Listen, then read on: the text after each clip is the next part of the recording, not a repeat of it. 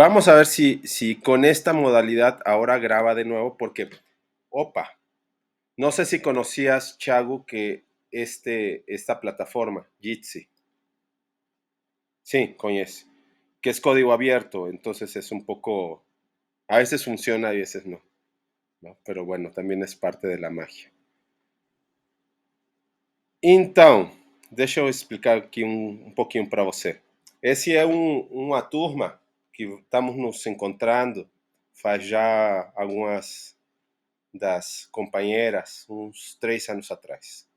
Não? 2, 3 anos. Quanto será, Atsiri? 2, 3 anos. ¿Cuántos años serán que nos estamos encontrando? Atsiri no nos escucha.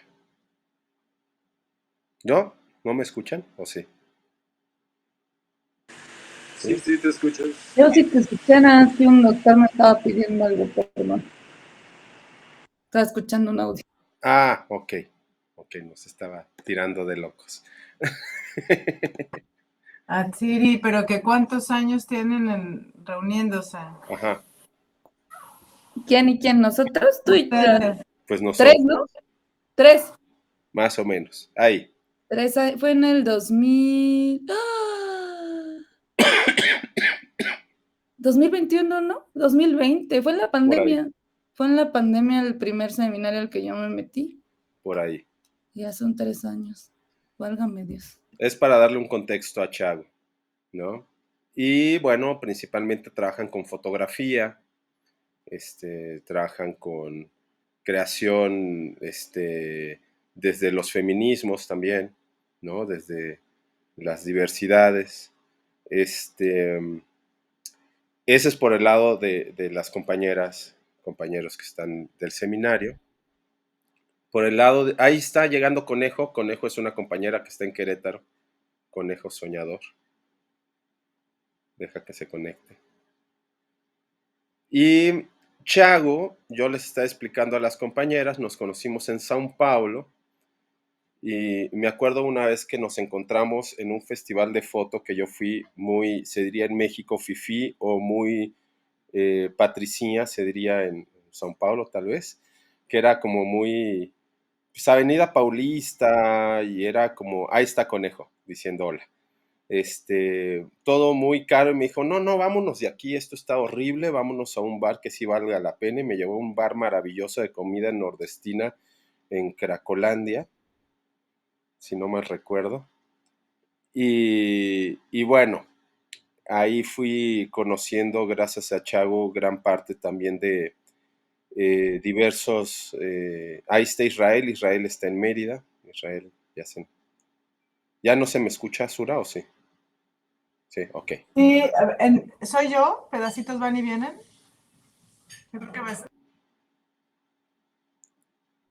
Yo creo que eres tú. Sí. Atsiri quiere hablar. No, No, es que le iba a decir que a mí también como que se me vino las imágenes. ya. También sucede que cuando se van conectando hay esta variante, ¿no? Por la propia plataforma. Entonces, un poco ese es el contexto de cómo fui conociendo a Chago en estos lugares, y me abrió todos estos universos, ¿no? Ahora viendo ando aquí pero sin cámara, dice Israel, ok. Ahora viendo sus películas, que nos hizo la maravillosa oportunidad de poderlas ver, pues reencontré estos espacios que él ya lleva recorriendo más de 20 años, ¿no? Pero bueno, no sé, te doy la palabra, Chago, yo ya hablé mucho, y te voy ayudando si quieres con algunas cosas de español, portugués, sobre todo por Atsiri Israel, pero bueno, ahí vamos caminando. Baila. Bueno, primero gracias por la invitación. Bruno es un viejo amigo. Quando fiz minha primeira película, em 2009, a primeira viagem que fiz internacional com uma película, fiquei em sua casa, em Barcelona. Foi uma boa aventura. Había un... Había 10 un días bar guardado. clandestino que se llamaba El Armario, que lo llevé, que nos sacó la policía y nos dijo, hay mucha gente a las 7 de la mañana. Le dijimos, no, hay como 2 personas, había 200 adentro, ¿no? Y ya. Pero estuvo interesante. Bueno, não sei se todos se conseguiram assistir as películas, mas são a primeira Jovens Infelizes, em espanhol é Jóvenes infelices. sim, mas é urso é agora eu não me lembro em espanhol Urso, é oso. urso. Oso que dança não é nobel que grita em espanhol.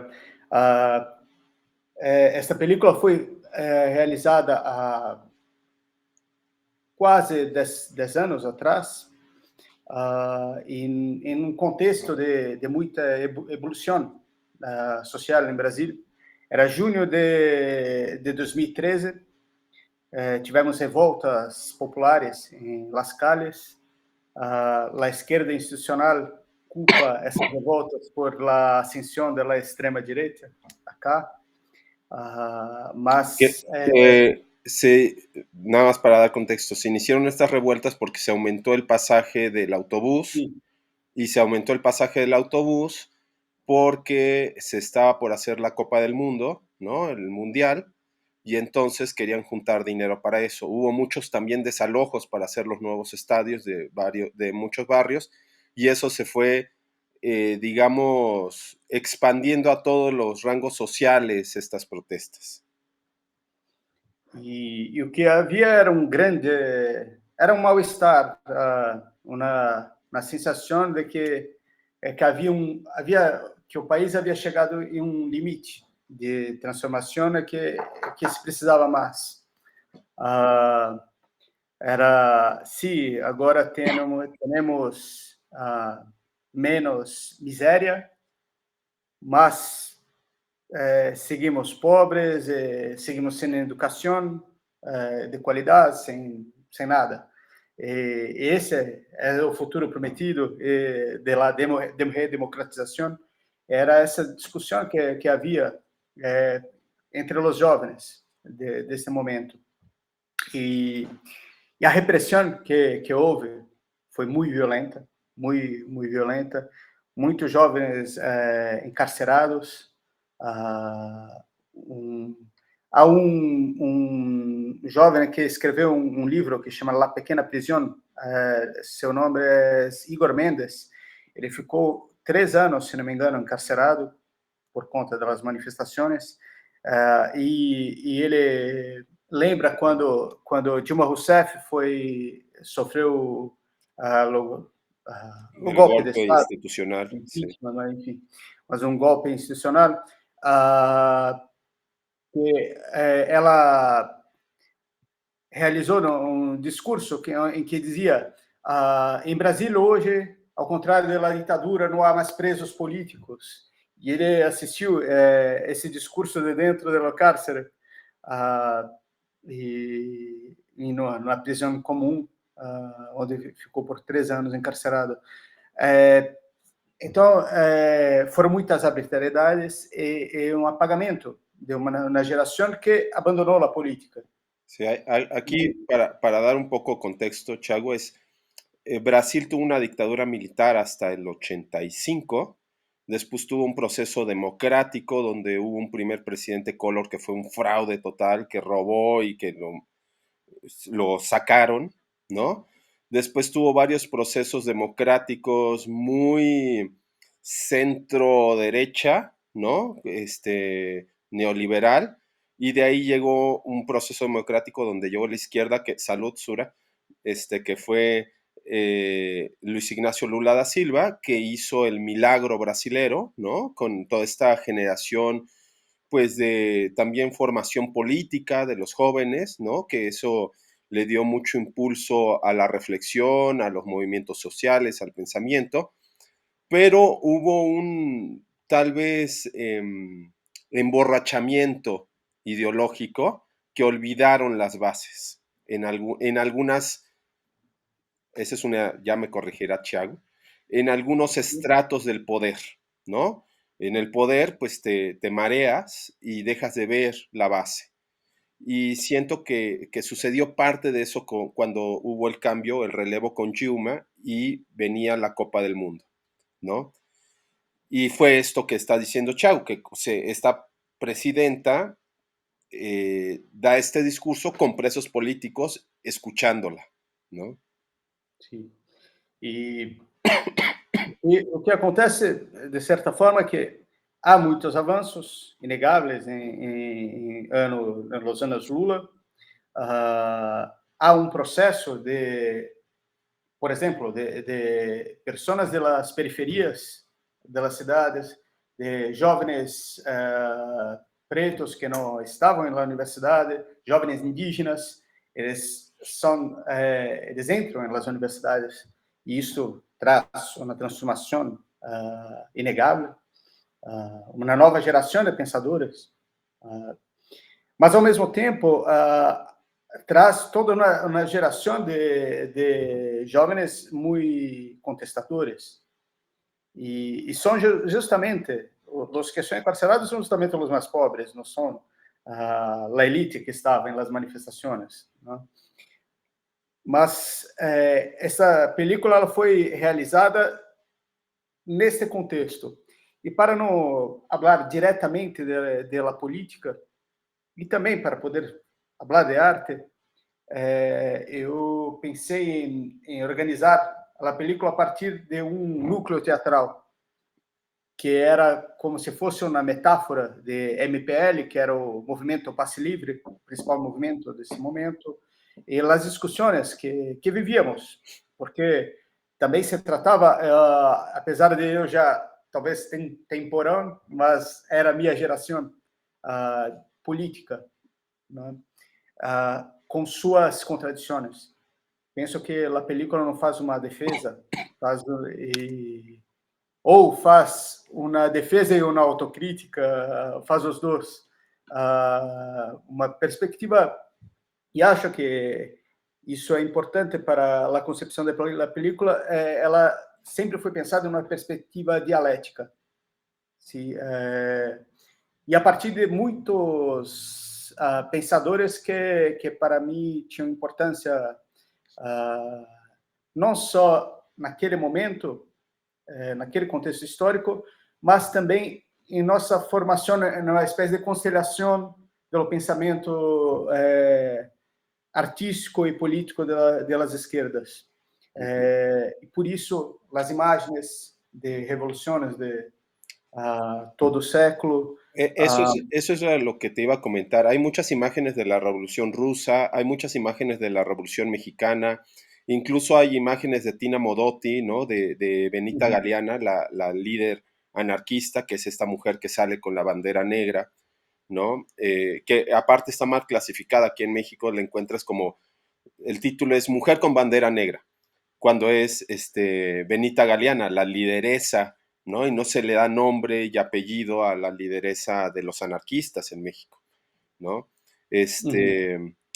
Y hay después estas imágenes, esta imagen con la que cierras incluso, de este grupo, ¿no? Que es como una célula revolucionaria, ¿no? De teatro, que viven como en esta comuna, que me recuerda también mucho a esta escena de este evento histórico cuando secuestraron al embajador de Estados Unidos en Río, ¿no? Que no recuerdo cómo se llama hay una película y el relato y todo esto, ¿no? Pero me recuerda... Uma película muito ruim, por sinal.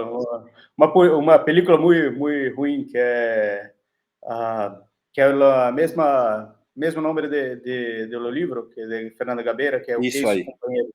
Isso aí. Es 15, no sé qué de septiembre o ¿cuál era o nome? O grupo é 12, não sei se é alguma coisa em outubro, mas é MR8. Eso. Que bueno, el hecho histórico es de que este grupo de jóvenes secuestran al embajador de Estados Unidos y para lograr ciertas cosas que no logran y después tienen que irse exiliados y algunos son presos políticos, etcétera, etcétera. Pero hay esta imagen al final de todo este grupo de digamos, anarquistas, este grupo que es de teatro, es muy Jodorowsky esta pieza que haces en jugar con el teatro, el cine, el documental, la libertad sexual, la libertad política, la lucha constante, ¿no? Con esta imagen que cierras me recuerda mucho pues a esta imagen del cierre cuando se van al exilio esta célula, ¿no? Que secuestró al embajador. No sé si tiene que ver, pero me trajo a la memoria, ¿no? Sim, é importante essa estrutura pictórica da película é muito importante, Sí. pensada desde o início. Há uma coisa que me parece muito importante na estrutura da película, que ela é contada, ela se inicia em no limbo, quando eles estão mortos, talvez, uma espécie de limbo, termina em lo primeiro encontro desse grupo. Né? Ela é contada em espanhol, de trás para frente. Uhum. E esta escolha que é uma escolha muito difícil em termos narrativos e que apresenta vários problemas no andamento da película, ainda mais uma película reflexiva como esta. Ela tinha um sentido para mim político muito importante naquele momento, porque todos já tinham na narrativa sobre os acontecimentos, as manifestações de 2013 e 2014 da juventude. Então, você inicio a película com esses jovens mortos, eu quebro tanto na relação de adhesionismo de estou com eles, quanto na uma primeira relação de negação absoluta e crio também na relação daí, acho que tem a ver um pouco com minha formação teatral, vi de um grupo brechtiano, que era o Galpão de Folias, de tentar pensar em cinema uma ideia de distanciamento. Então, foi um experimento nesse sentido também, de criar uma outra relação com os personagens, que é uma relação cerebral, de tentar compreender o que são esses personagens e a partir de suas mudanças na película, montar um quebra-cabeça que acaba sendo muito... a ideia é que seja uma experiência de um espectador ativo. Claro. Então, havia uma reflexão neste caminho para essa construção também. Sí, es un gran collage y un gran desafío narrativo esta película. No es sencilla de verse, o sea, no es de que te sientas a tomar un cafecito y la No. entiendes. Tienes que tener muchos contextos y muchos hilos, no nada más a nivel político, sino también a nivel cultural, ¿no? Te digo, muy Jodorowsky, muy de entrar y salir, te mete y de repente te saca y después te mete de nuevo. Hay momentos, recuerdo, siempre hay una crisis, siempre están diciendo que van a cerrar ese espacio porque los impuestos, la policía, siempre hay crisis, ¿no? En los espacios alternativos, que es cierto, ¿no? Siempre estamos en crisis los espacios alternativos, pero siempre continúan, ¿no? Y por otro lado, hay este juego de una liberación sexual total, ¿no? Incluso cuando estas chicas amarran al chico y dicen, tú te quedas ahí y ni siquiera vas a ver. Pero después hay escenas incluso de celos, de posesiones, ¿no? Que son rotas en el momento. Entonces también te vas desde lo político a lo íntimo, a las relaciones de poder en lo íntimo, ¿no? No solamente las relaciones de poder en lo social y lo político y en los espacios alternativos. Y entonces el poder en las carnalidades y en la intimidad también es interesante cómo lo vas filtrando y contraponiendo, ¿no? Sí, eu penso que também as relações sexuais na película elas são quase também são quase rituais, não? Havia uma tentativa de também não fazer uma película onde essas relações fossem fetichistas. Então, uma espécie de sexualidade não fetichizada, era uma busca. E aí havia toda uma ideia que também há no teatro brasileiro, e penso em Teatro Oficina de Zé Celso, que é um dos mais importantes e tradicionais de São Que Paulo. tuvimos aquí a Alessandra Domínguez, se recuerdan que ella estuvo en el Teatro Oficina, ¿no? Sim. Teatro Oficina existe desde o final dos 50, se não me engano, e foi o grande epicentro de la liberación sexual en Brasil en los 70 e da contracultura e foram muito perseguidos pela ditadura. Por um momento o teatro teve que cerrar as portas, mas então há muitos conflitos também nesse sentido em las discussões teatrais do campo da esquerda. O teatro mais tradicional, brechtiano, e o teatro e para mim era interessante porque bebi das duas fontes em minha trajetória, colocar essas discussões em pauta, mas ao mesmo tempo apontar para uma crise que também vivia do teatro em São Paulo, que sempre foi um teatro muito organizado e politizado, que conseguiu conquistas muito importantes, como, por exemplo, uma lei de fomento ao teatro, ao experimento teatral, ao teatro de grupo, para fazer um experimento a longo prazo, que não é o teatro de espetáculo, era uma lei específica para isso, mas que aos poucos foi perdendo sua combatividade. Existe ainda, é potente, mas não mais como era, por exemplo, no início no início desse século, Claro. na primeira década do século. Claro, un poco, bueno, a ver, nada más para aclarar, esta ley es un apoyo económico, o sea, una bolsa, Sim, sim. que eso también, por ejemplo, aquí acabo de ir a la inauguración del Festival Internacional de Cine de la UNAM, que ojalá mandaras tus trabajos para el próximo año aquí.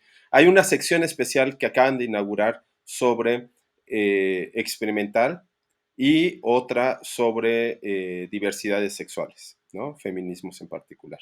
Es más, se inició el festival hace 2 días con la película de Paul Preciado, ¿no?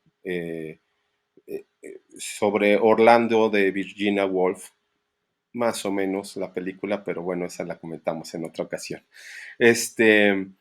Pero lo que también sucede, y aquí hilando con lo que dices de cómo se va diluyendo la experimentación, y lo estábamos comentando en el doctorado que les he comentado que estoy en Argentina, a veces la experimentación al principio, cuando está todo como muy en andamios, como en obra negra de la construcción, llevas al extremo la experimentación. Y cuando hay estas institucionalizaciones, que cuando hay una bolsa, hay un apoyo económico, se institucionaliza, las experimentaciones continúan, pero ya con una estructura muy delimitada, ¿no?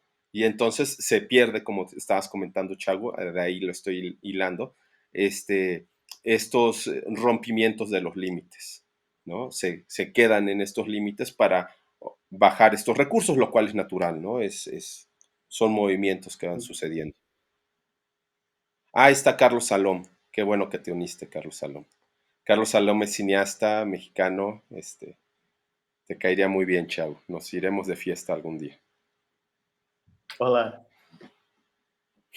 Bueno, eu queria falar do título da película, porque eu acho que revela um pouco as intenções, Mas é interessante também que pensar que essa película ela foi construída em uma construção processual. Eu não sabia se era uma película ou uma peça teatral no início. Éramos do mesmo grupo, éramos a geração mais jovem de um grupo já consolidado aqui em São Paulo. E queríamos, o grupo, dentro de uma certa institucionalização do experimento, estava a discutir coisas muito, para mim, não digo viejas, mas que para mim já estavam muito sedimentadas, que não me apresentavam nenhuma surpresa. E aí proponho a um grupo de atores que fizéssemos um experimento a partir das nossas vivências de las calles e a partir de nossas experiências estético-políticas, e a partir disso eu iria construir uma dramaturgia depois de muitas conversas e cenas propostas e coisas que experimentávamos, e propostas de toda a equipe. Então, havia também dentro da estrutura essa relação que não era totalmente horizontal, porque eu era o responsável por dramaturgia e depois por la direção, mas era na relação de muita troca e discussão do porquê de cada cena e como fazer isso e por que isso e não aquilo, muitas propostas e brincadeiras, enfim. E os personagens foram construídos também a partir de algumas sugestões que não vou me lembrar agora exatamente ao certo todas, mas, por exemplo, o personagem de Padre foi construído a partir de um padre surrealista francês, que não sei se foi publicado, agora não me lembro seu nome, mas o livro que me inspirou é um livro que foi publicado em Portugal, não sei se foi publicado em espanhol, mas que chama Judas, el vampiro surrealista. E que li em um desses livros que contam a história do surrealismo, que era o personagem mais excêntrico que andou entre os surrealistas, porque era um padre que foi expulso da igreja, mas que andava de batina e andava entre os surrealistas na França. Então, foi a leitura, porque ele tinha uma obsessão, e o seu livro fala todo o tempo disso, em relação à Missa Negra, que é essa missa onde aconteceria uma orgia que acabamos por fazer em la igreja.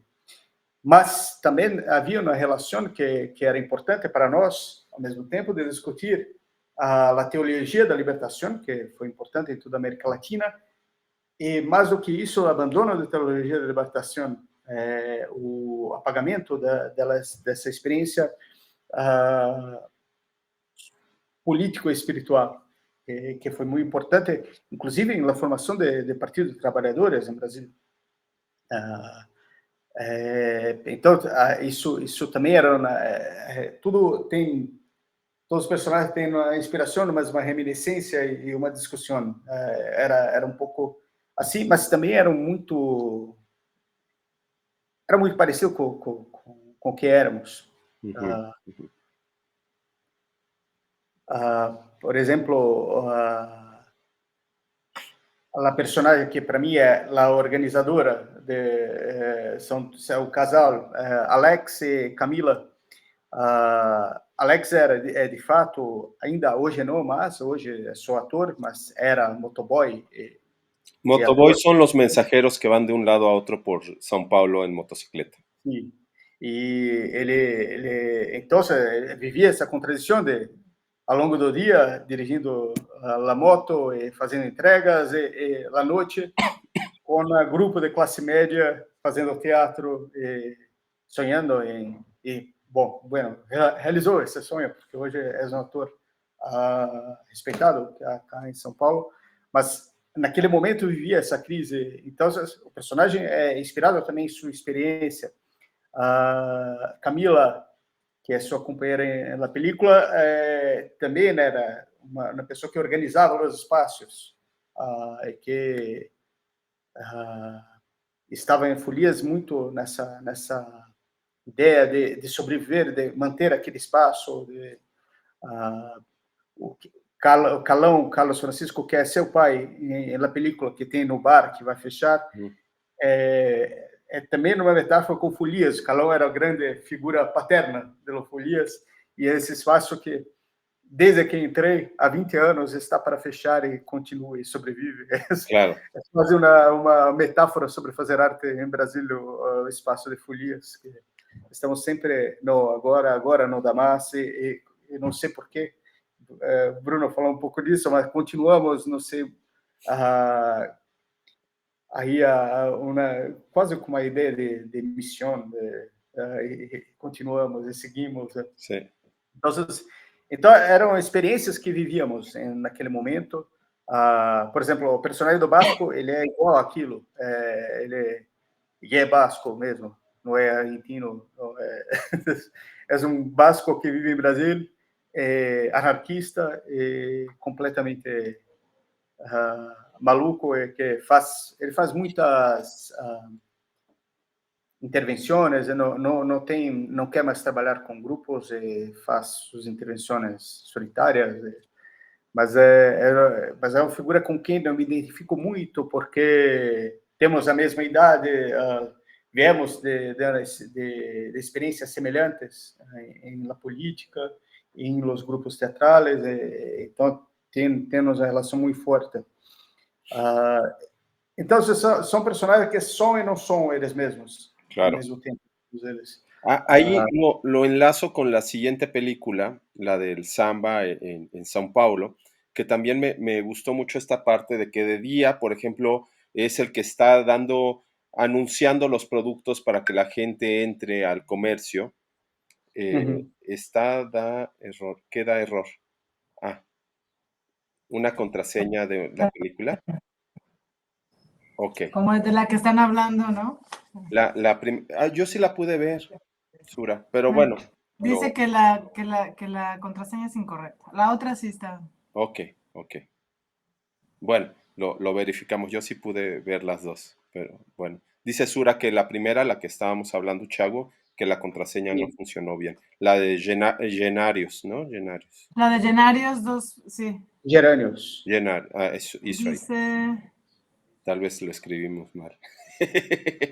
Yo sí la pude ver. ¿Cómo debería decir? Es seña Geranios. No, seña es contraseña. Lo pusiste completo. La puse entera, claro. Ahí está. Ya está. Ya. Resuelto. Ya. Resuelto el problema. Si pusiste contraseña tal. Ay, comadre.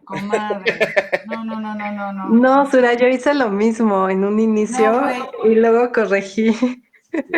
Me di cuenta. Perdóname, por favor. Reprobada en tu examen de portugués. No, por Dios. No, yo copié y pegué, al igual que la otra, copié y pegué.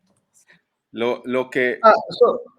Bruno, só completar o Jovens Felizes, então, o título da película, é um ensaio de Pasolini, Jovens Felizes, Pasolini falando da geração de 68. É que ele nega a geração, ele diz que é uma geração que foi perdida por os erros de seus padres, o Partido Comunista, do qual Pasolini era membro, ou seja, ele está falando dele também. Claro. Então, era uma espécie de reflexão sobre porque quando Pasolini escreve esse texto, ele faz uma relação com a tragédia grega, e a relação é que ele começa a entender as tragédias vendo essa geração de 68, porque eles são condenados por os erros de seus padres, o que nos fazem menos culpados, tal como Édipo. Porque, ao mesmo tempo que Édipo não tem a culpa, não podemos perdoá-lo. E faz essa relação que começa a entender as tragédias vendo essa geração Esse é o jogo linguístico que Pasolini faz para discutir. E qual é o pecado original de seus padres? Mesmo os comunistas, ter abraçado a sociedade burguesa, a educação burguesa, e pensar que a única saída que tínhamos era esta sociedade. Esta é a discussão que o Pasolini coloca. E para nós, aí era uma espécie de paradoxo, porque éramos os filhos de 68. Né? Claro. E uma geração que cresceu ouvindo que não há mais espaço para utopias, que é a minha geração. Então, as revoltas de 2013 tiveram uma importância muito grande, porque foi o momento em que a juventude voltou a acreditar que havia uma possibilidade de transformação, de mudança. E o luto desse momento que vivemos até hoje, tanto que 10 anos das maiores manifestações populares desde o fim da ditadura, e quase não há discussão em Brasil sobre isso. É um trauma, não é? Mas que mostra muito de los horizontes rebaixados que vivíamos naquela época. E a segunda frase, o homem que grita não é o urso que dança, vendo na poesia de Aimé Césaire, que é um poeta anticolonialista, surrealista, que justamente está discutindo também na questão do espetáculo e da dor.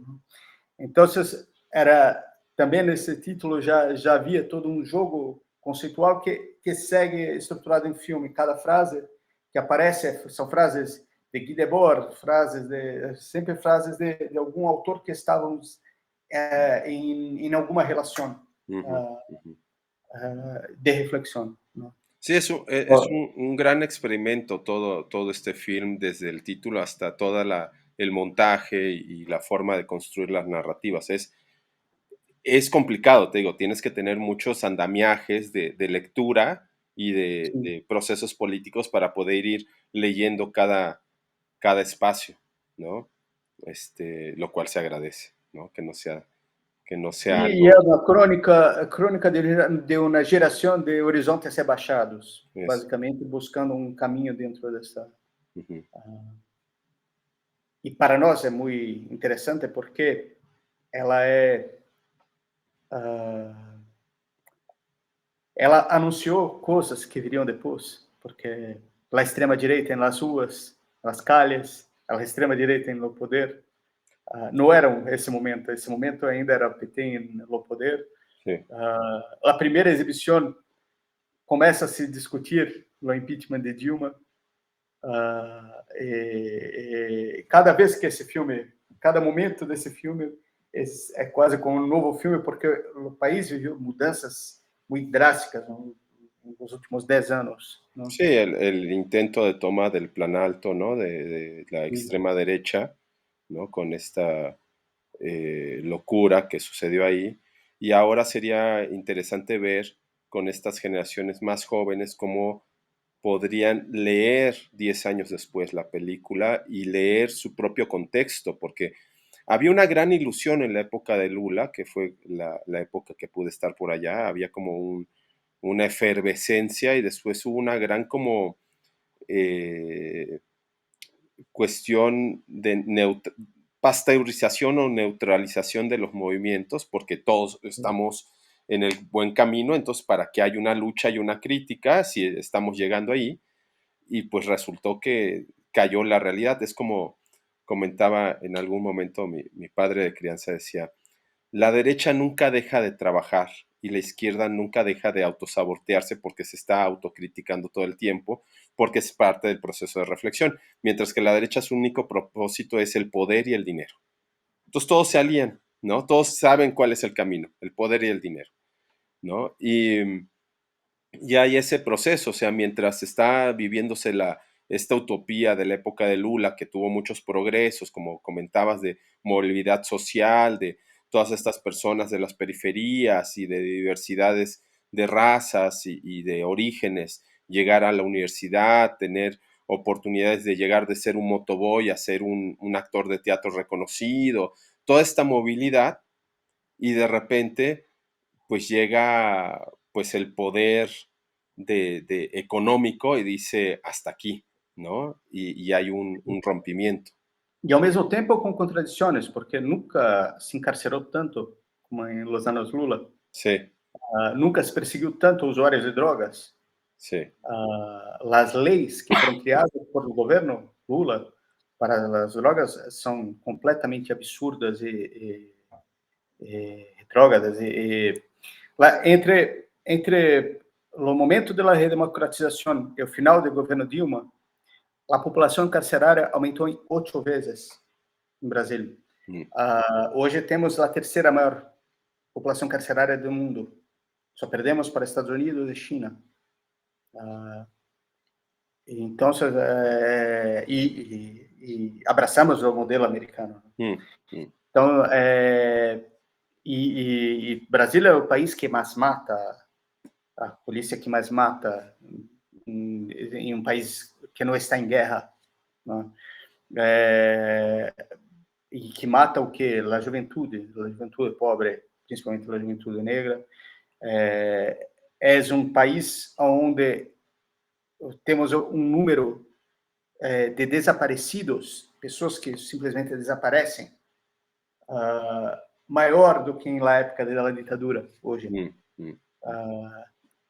E é um número completamente absurdo. Estou falando de milhares e milhares de pessoas que simplesmente desaparecem todos os anos. Sí, bueno, desaparecem por la mão do crime e por la mão da polícia. Sí, México tiene una gran trayectoria en eso. Sí. Bueno, somos parecidos nesse sentido. Sí, en ese sentido. Essa dimensão que se dizia de México armado, que me dizias há um tempo atrás, hoje o Brasil não está tão atrás. Hoje o Brasil é um narcoestado, não tenho nenhuma dúvida. Os bairros são dominados por... Minha última película, que estou agora a montar, já foi feita nesse contexto, discutindo um pouco isso. São as igrejas neopentecostais, junto com os evangélicos, junto com os políticos, junto com a polícia, e um domínio territorial negociado com crime. Isso em todo o país. Alguns lugares já são, que chamamos de milícias, não? É uma lógica que são também grupos de narcotraficantes, mas do Estado, que tem aval do Estado. Com os evangélicos, não? E aí temos tudo isso é lógico, uma disputa de domínio de território e domínio da vida das pessoas, não? Porque são em toda a sua dimensão, porque na dimensão de você poder viver em um lugar, você tem que pagar, você ter qualquer diversão, você tem que pagar. Se você vai em um baile, tem que pagar. Se você derecho de piso se le llama aquí, sí, que siempre, que con Atsir estábamos comentándolo en algunos lugares ahí en Toluca, ¿no? El derecho de piso que te cobran para poder vivir y poder hacer cualquier tipo de espacio.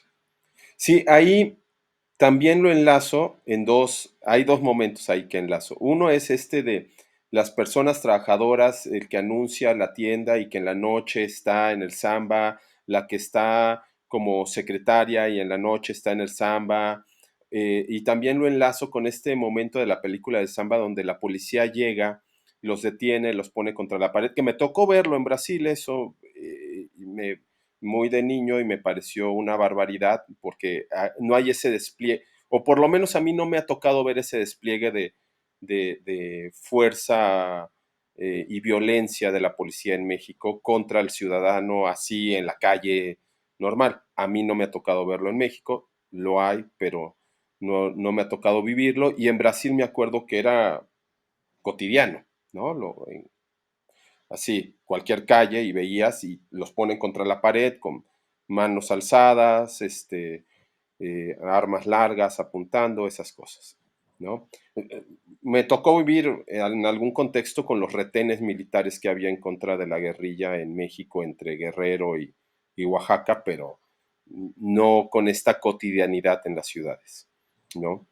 Entonces ahí hago cómo estás tocando momentos y situaciones y relaciones, ¿no? Porque también está el bar, es el bar del sordo aparte, pero es el que lleva el ritmo, es el que lleva, ¿no? La ilusión, digamos. Ese es muy, porque él sueña y sueña que está en, ¿no? En la fiesta y eso es increíble. Y también ahí haces un contraste muy poderoso y muy terrible, que también es esta sociedad de, estas ciudades y sociedades de contrastes extremos, ¿no?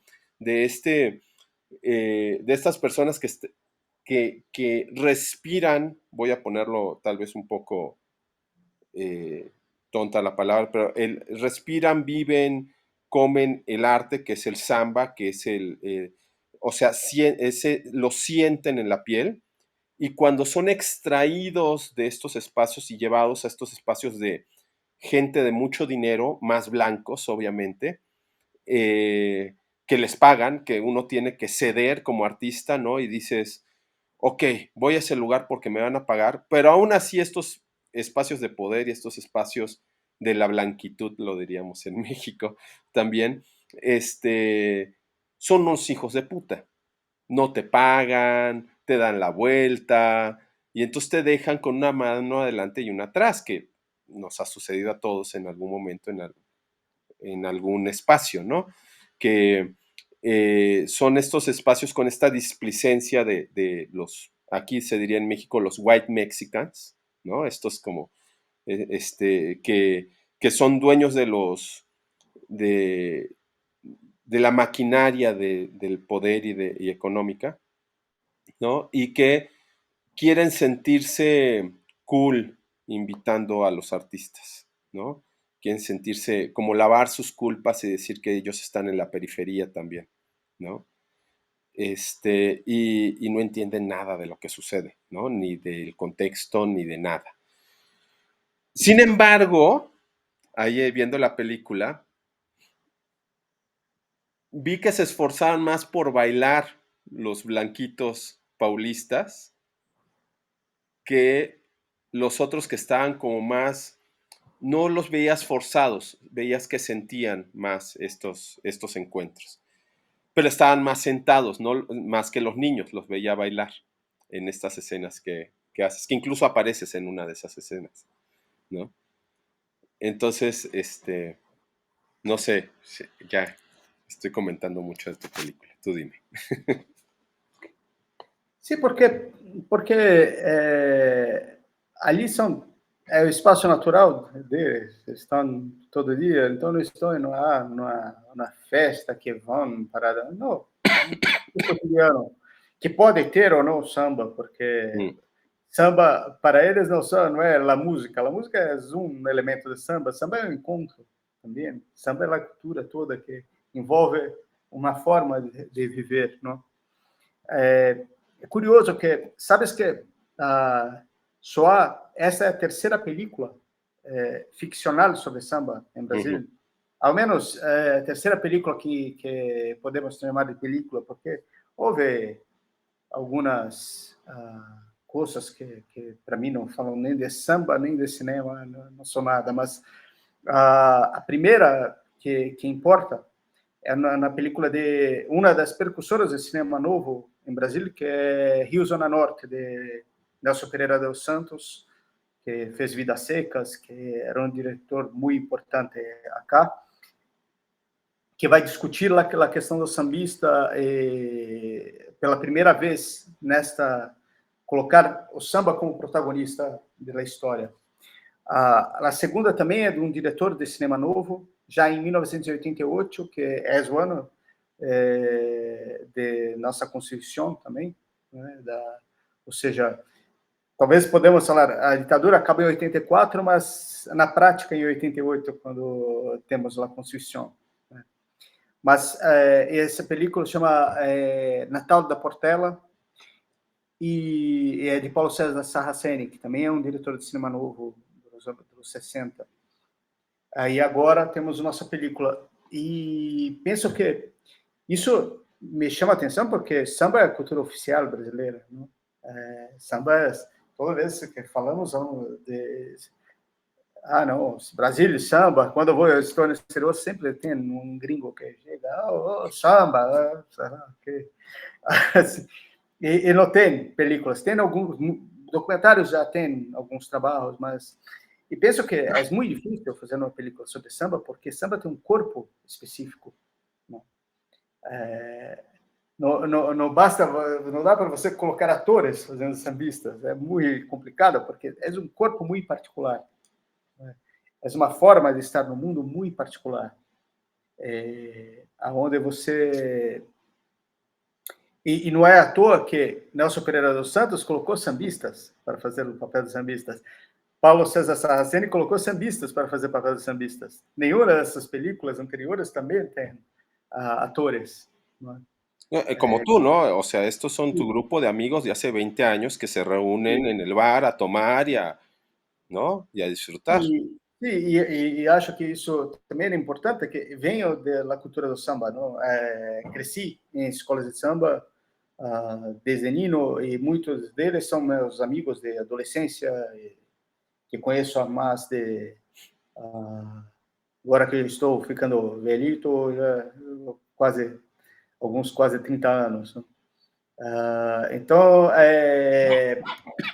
nas histórias que fiz agora e que parece que é um pouco uma metáfora da Foto de Horizontes dos anos Bolsonaro, mas que não penso que a estrutura dessa película seria diferente se fizessem nos anos Lula, ou se fizessem nos anos FHC, ou se fizessem no passado, sabe? São histórias que se repetem. A primeira vez que pensei essa película, escrevi com um sambista muito amigo, que penso que o Bruno deve conhecer, que é Cilito, Cilito, que é um sambista importante aqui de São Paulo. Escrevia 10 anos antes, 8 anos antes de fazer a película, pouca coisa mudou. Penso que o que mudou e que não que é importante e tento colocar de uma certa forma no samba é um protagonismo feminino que não havia em samba. O samba era um ambiente muito machista, onde as mulheres tinham um lugar e isso teve uma transformação radical nos últimos anos e é interessante entender como essas coisas chegam nas periferias das cidades, não é da mesma forma que chegam nos centros, não? Mas então isso é uma mudança importante que precisava incluir. Incluso tem uma discussão de Madalena com seu padre na película. Aquela discussão é verdadeira. Há muitos elementos documentais na película.